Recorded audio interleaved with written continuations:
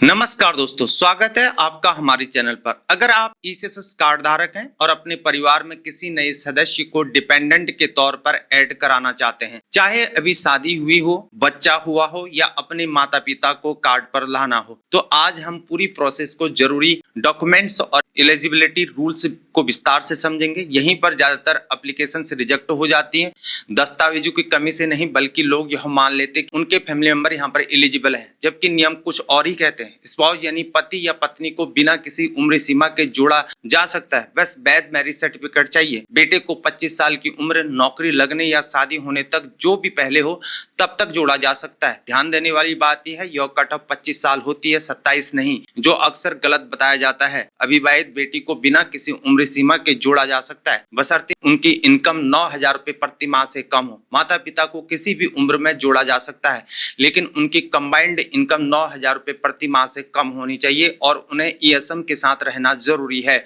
यहाँ ध्यान देने वाली बात है, इस 9,000 रुपए की लिमिट में डीए शामिल नहीं होता है। कुछ बातें अक्सर नजरअंदाज भी हो जाती हैं। विवाहित बेटियां इनकम या एम्प्लॉयमेंट स्टेटस चाहे जो भी हो, बिल्कुल एलिजिबल नहीं होती हैं।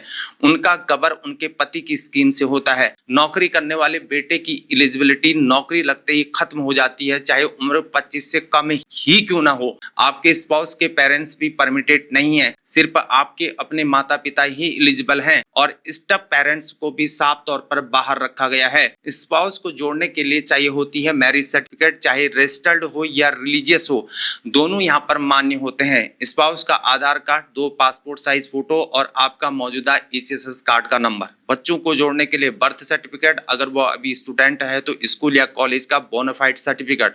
18 साल या उससे ज्यादा उम्र होने पर आधार कार्ड और 2 पासपोर्ट साइज के फोटो चाहिए होंगे। पेरेंट्स को जोड़ने के लिए दोनों के आधार कार्ड, यह कंफर्म करने वाला नोटराइज्ड इनकम एफिडेविट भी कंबाइंड इनकम 9,000 रुपए प्रति माह से कम है। आपके जैसा ही एड्रेस दिखाने वाला रेजिडेंस प्रूफ, जैसे राशन कार्ड या हाल का यूटिलिटी बिल, और हर पेटेंट की 2 पासपोर्ट साइज फोटो चाहिए होती हैं।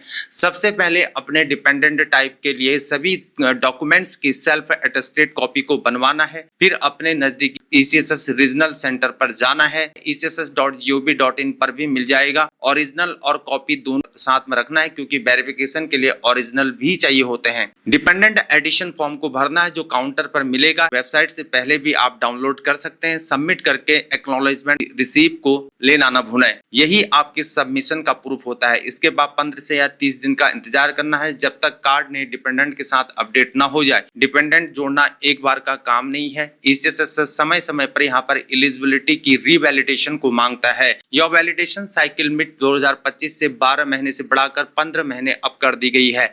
हर साइकिल में आपको प्राइमरी बेनिफिशियरी के तौर पर दोबारा यहाँ पर डिक्लेयर कराना होता है कि हर डिपेंडेंट की इनकम यहाँ पर 9,000 रुपए प्रति माह से कम बनी हुई है। साथ में फॉर्म 26AS या इनकम सर्टिफिकेट जैसा प्रूफ भी देना होता है। अगर समय पर रिवैलिडेशन नहीं होता है तो ईसीएसएस कार्ड डिसेबल हो जाता है और मेडिकल सर्विसेज नहीं मिल पाती हैं। इमरजेंसी में भी यह छूट नहीं मिला करती है।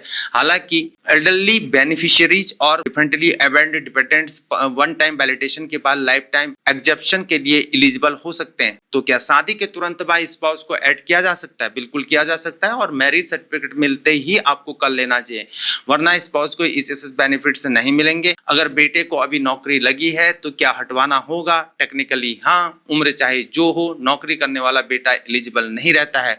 इसे तुरंत रीजनल सेंटर को इन्फॉर्म करके हटवा देना बेहतर होता है।